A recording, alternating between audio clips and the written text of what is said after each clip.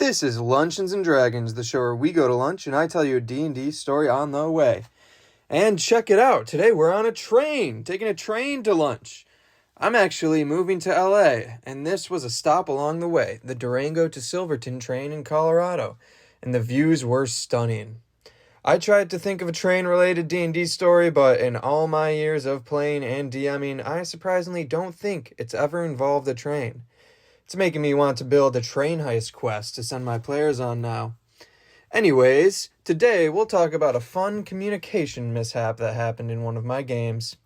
In D&D, it's all about using your words to convey the imagery in your head, especially as the DM. And sometimes the words you use conjure a completely different image in your players' heads. So, one time my players were out shark hunting with local villagers, when suddenly one of the younger villagers fell out of the boat and started getting dragged down by a giant octopus. Thus ensued a fight between the party, this giant octopus, and some other wandering reef sharks.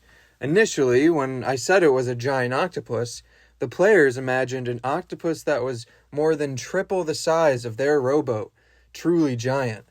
Once I realized they were thinking that, I reset and said, well, octopi normally are quite small. The biggest ones are the size of a medium to small dog. So this one, being relatively giant to that, is like a horse-sized octopus. All the players thought this was a rather funny way to gauge size.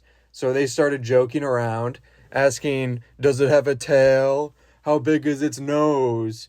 Does it want an apple? How big are its teeth? And yeah. In the future, for the rest of that campaign, whenever I was trying to communicate the size of something in-game, the players would always go, would you say it's about horse-sized? So yeah, that's all for today. Bye-bye.